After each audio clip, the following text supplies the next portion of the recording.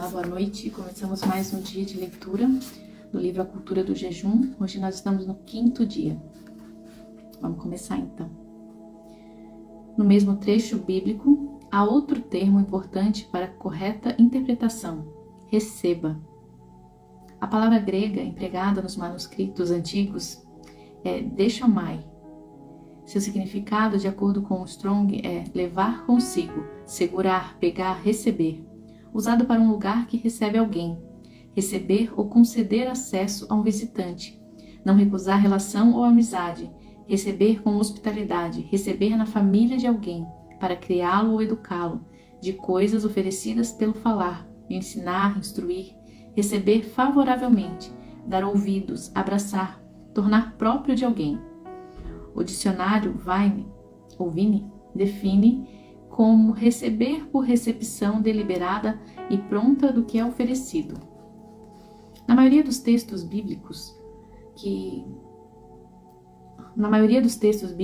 a contém, a palavra foi traduzida como receber. Mateus 18:15. Em outros versículos também se encontram as traduções tomar, Lucas 2:28, acolher, em Lucas 9:11, e aceitar, em 1 Coríntios 2:14. Participar, em 2 Coríntios 8:4, e atender, em 2 Coríntios 8:17. No texto que estamos analisando, Atos 3:19 e 21, a Bíblia de Jerusalém optou pela expressão acolher, a quem o céu deve acolher até que, já Amplified Bible, Bíblia Amplificada, registra, o qual o céu deve receber e reter até que. A Reina, em português, preferiu a expressão guarde, o qual o céu guarde até que. A Nova Versão Internacional, NVI, traduziu assim: é necessário que ele permaneça no céu até que. Por último, e seguindo a mesma linha de tradução da NVI, a Nova Versão Transformadora também usa o verbo permanecer. Ele deve permanecer no céu até que. O consenso, tanto na perspectiva semântica da palavra deixomai, quanto na interpretação da mensagem completa, é a ideia de o céu segurar, reter Jesus, de modo que ele lá permaneça até que.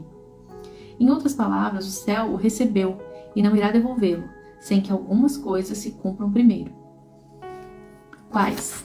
De acordo com a Escritura, vimos que se trata dos tempos da restauração de todas as coisas. Que coisas? Toda e qualquer coisa, sem exceção? Não, a frase final explica: até os tempos da restauração de todas as coisas de que Deus falou por boca dos seus santos profetas desde a antiguidade. Profecias foram anunciadas para indicar eventos necessários que antecederam a volta de Cristo. Cada uma delas terá o cumprimento. Deus mesmo declarou: eu estou vigiando para que a minha palavra se cumpra. Jeremias 1:12. Posteriormente, Pedro escreveu em sua segunda epístola: primeiramente, porém, saibam que nenhuma profecia da Escritura provém de interpretação pessoal, porque nunca, jamais, qualquer profecia foi dada por vontade humana. Entretanto, homens falaram da parte de Deus, movidos pelo Espírito Santo. 2 Pedro 1, do 20 ao 21. Há muitas profecias que ainda não se cumpriram. Algumas delas são de dupla referência, ou seja, referem-se tanto a circunstâncias passadas como a futuras, ou aplicam-se igualmente a pessoas distintas. Uma delas, proferida por Joel, enquadra-se no assunto que nos propomos a avaliar e está relacionada com o derramar do Espírito Santo no tempo do fim, e o chamado para o povo de Deus corresponda com jejuns. Jejuns, portanto, antecederão o cumprimento do derramar do Espírito Santo. Primeiramente, devemos observar que o que Deus queria fazer naquela época. Depois, constataremos que a profecia se replica, estendendo-se também a um tempo futuro. Tudo começa com um chamado ao arrependimento, que deveria ser marcado não só por orações, mas também por jejum. Ainda assim, agora, diz o Senhor, convertam-se a mim de todo o coração, com jejuns, com choro e com pranto. Joel 2:12. Toquem a trombeta em Sião, proclamem um santo jejum, convoquem uma reunião solene. Joel 2:15. Na sequência, o versículo 18 indica uma etapa do cumprimento da profecia, que se deu especificamente naqueles dias. Então, o Senhor teve grande amor pela sua terra e se compadeceu do seu povo. Joel 2:18. Vamos ao conteúdo principal da profecia de Joel. E acontecerá, depois disso, que derramarei o meu espírito sobre toda a humanidade. Os filhos e as filhas de vocês profetizarão, os seus velhos sonharão e os seus jovens terão visões. Até sobre os servos e sobre as servas derramarei o meu espírito naquele dia. Mostrarei prodígios no céu e na terra, sangue, fogo e colunas de fumaça. O sol se transformará em trevas, e a lua em sangue, antes que venha o grande e terrível dia do Senhor. E acontecerá que todo aquele que invocar o meu nome, o nome do Senhor, será salvo. Joel 2:28-32. Como sabemos que a profecia de Joel também possui efeito replicado no futuro? Porque Pedro, em seu sermão no dia de Pentecostes, explicando a manifestação do Espírito Santo na vida dos discípulos de Cristo, atestou: mas o que está acontecendo é o que foi dito por meio do profeta Joel, Atos 2:16. Na sequência de sua mensagem, Pedro recitou precisamente Joel 2:28-32. Isso não indica que o restante a se cumprir da profecia de Joel, com efeito, foi completado e cumpriu-se plenamente no início da história da igreja? Não, cumpriu-se parcialmente e ainda possui resultado semelhante pendente, resultado ao final dos tempos. De que forma se chega a essa conclusão? Simplesmente observando que a parte da profecia que se cumpriu foi a primeira, contida no versículo 28 e 29, que falava do derramar do Espírito Santo e de suas manifestações na vida do povo de Deus. E a parte que não se cumpriu encontra-se nos versículos 30 e 31. Mostrarei prodígios no céu e na terra, sangue, fogo e colunas de fumaça. O sol se transformará em trevas e a lua em sangue, antes que venha o grande e terrível dia do Senhor. Constatamos que isso não se cumpriu não somente pela falta de relato correspondente na Bíblia e na história, mas também porque o próprio Cristo situa o cumprimento de tal palavra ao final da grande tribulação. Logo em seguida, a tribulação daqueles dias, o sol escurecerá, a lua não dará a sua claridade, as estrelas cairão do firmamento e os poderes dos céus serão abalados. Então aparecerá no céu o sinal do Filho do Homem. Todos os povos da terra se lamentarão e verão o Filho do Homem vindo sobre as nuvens do céu com poder e grande glória. Mateus 24:29. João também relacionou esse cumprimento literal e dramático com a tribulação que antecede o retorno glorioso de Jesus. Vi quando o Cordeiro quebrou o sexto selo. Houve um grande terremoto. O sol se tornou negro como pano de saco feito de crina. A lua ficou toda vermelha com sangue. As estrelas do céu caíram sobre a terra, como a figueira deixa cair os seus figos verdes quando sacudida por um vento forte. E o céu recolheu-se como um pergaminho quando se enrola. Então todos os montes e as ilhas foram movidos para o seu lugar. Apocalipse 6, 12 e 14. Não há dúvidas, portanto, de que haverá um cumprimento replicado da profecia do tempo que antecede a vinda do nosso Senhor Jesus. Inclusive, Pedro acrescentou a expressão nos últimos dias, na aplicação que fez a profecia de Joel. Atos 2:17. A fim de entendermos melhor os desdobramentos futuros, devemos considerar outra figura associada à mesma profecia. Antes de mencionar o derramar do Espírito Santo, Joel anunciou que Deus enviaria chuvas. Filhos de Sião, alegrem-se e exultem no Senhor, seu Deus, porque Ele lhes dará as chuvas em justa medida para descer, como no passado, as primeiras e as últimas chuvas. Joel 2:23. Primeiras e últimas chuvas. As chuvas apontam alegoricamente para o derramar do Espírito Santo. Parece que foram apresentadas intencionalmente por intermédio da profecia, como uma ilustração tanto do que se deu em Pentecostes quanto do que haverá de cumprir-se no tempo do fim. Curioso é que a mesma analogia que é empregada por Tiago, quando fala a respeito da vinda do Senhor. Portanto, irmãos, sejam pacientes até a vinda do Senhor. Eis que o lavrador aguarda com paciência o precioso fruto da terra, até receber as primeiras e últimas chuvas. Sejam também vocês pacientes e fortaleçam o seu coração, pois a vinda do Senhor está próxima. Tiago 5, do 7 ao 8. Tiago pede paciência na espera pela vinda do Senhor, sinalizando que ela não se daria tão rapidamente quanto os crentes do primeiro século esperavam. O argumento usado é que o lavrador espera com a paciência e o precioso fruto da terra. Quem é o lavrador e quem é o fruto da terra nessa analogia?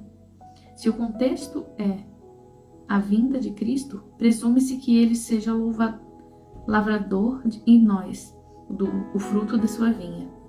O próprio Jesus empregou a alegoria nesses termos, Mateus 21, 33, 44 e João 15, 1 ao 8. Mas por que o lavrador Cristo precisa de paciência?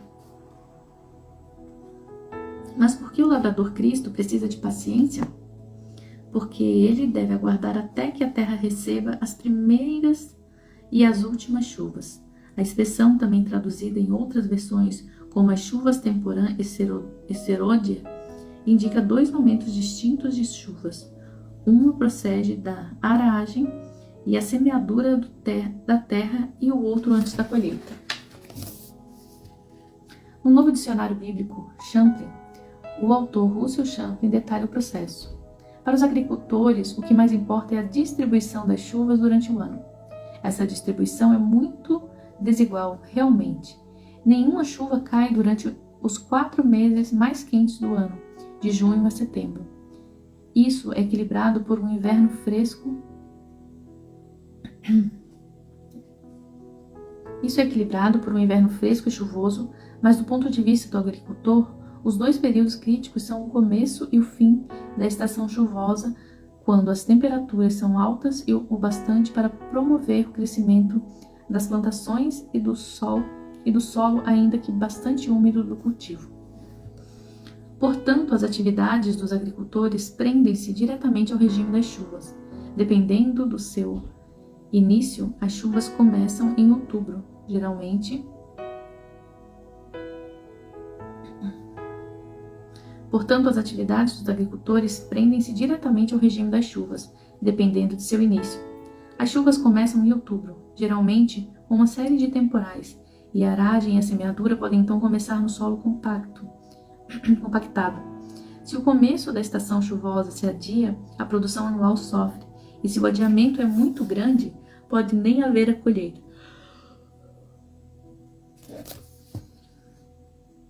Portanto, essas primeiras chuvas são importantíssimas.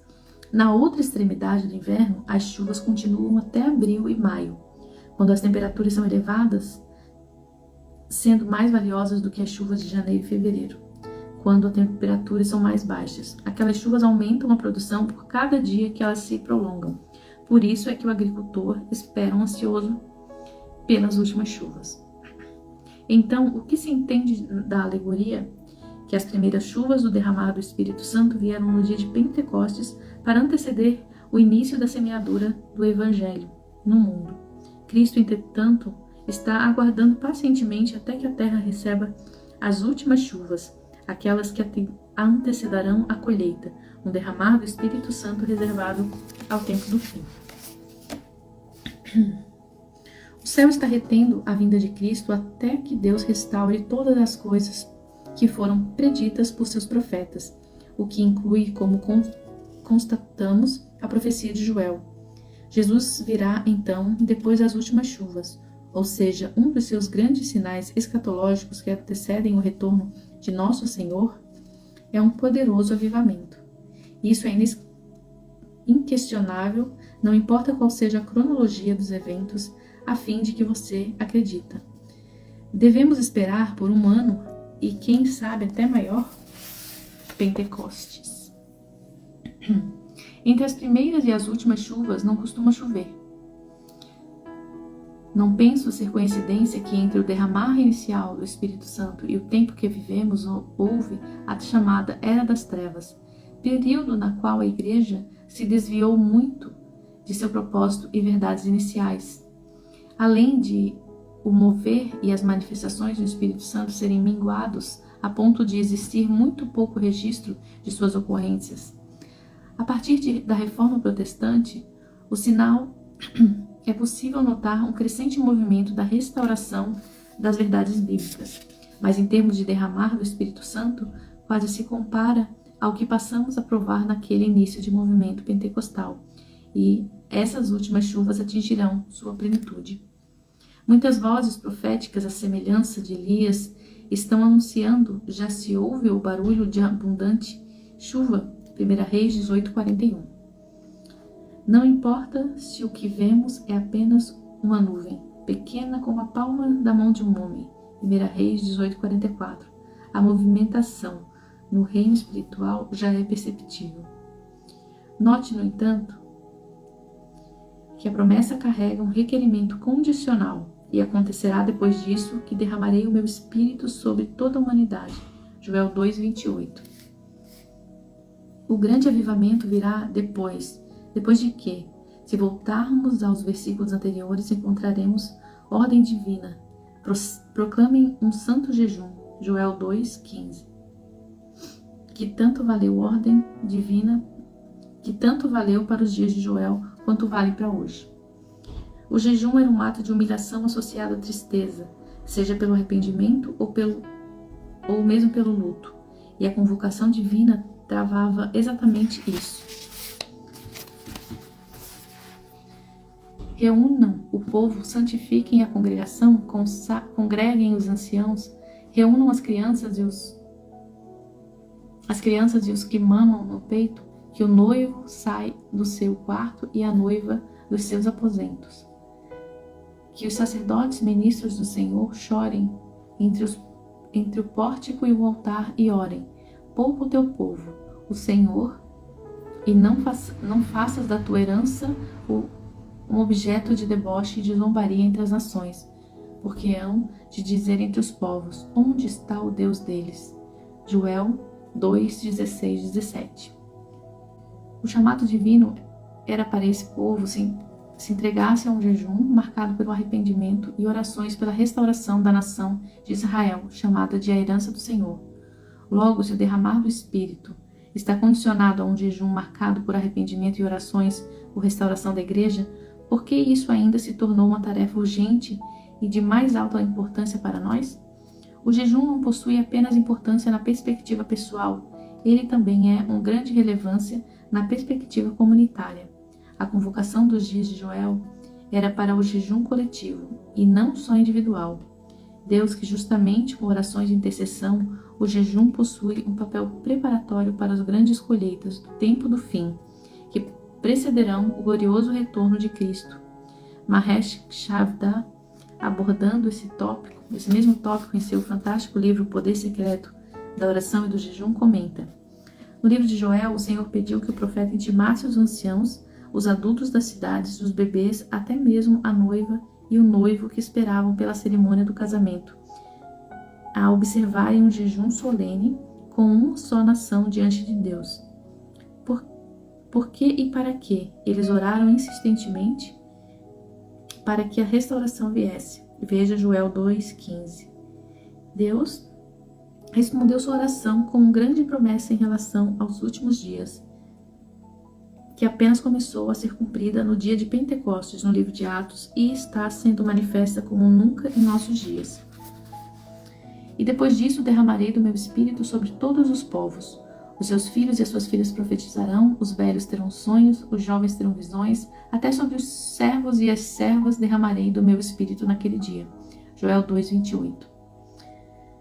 A única condição prévia para esse derramamento de sangue é que sejamos um povo que tenha a visão e anseie pagar o preço para receber o poder por meio da oração e do jejum. Bill Bragg, fundador da Cruzada Estudantil para Cristo, movido por um peso de intercessão por salvação e avivamento nos Estados Unidos, dedicou-se a um jejum de 40 dias na década de 90.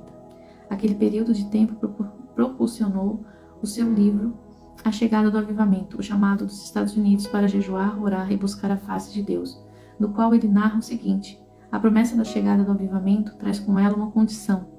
Os milhões de cristãos precisam, antes de tudo, humilhar-se e buscar a face de Deus com jejum e oração. Ele afirmou ainda: Deus nunca falou comigo de forma audível e não tenho o dom de profetizar. Mas naquela manhã, a mensagem que recebi do Senhor foi clara. Antes do final do ano 2000, os Estados Unidos e grande parte do mundo viverão um grande despertamento espiritual. E esse avivamento dará início à maior colheita da história da igreja. Senti que o Espírito Santo estava me dizendo que milhões de cristãos precisam buscar a Deus de todo o coração com jejum e oração, antes que Ele intervenha para salvar os Estados Unidos. Fui chamado pelo Espírito a orar para que milhões de cristãos se humilhem e busquem a Deus com jejum de 40 dias. Por hoje é só. Até amanhã. Boa noite. Deus abençoe.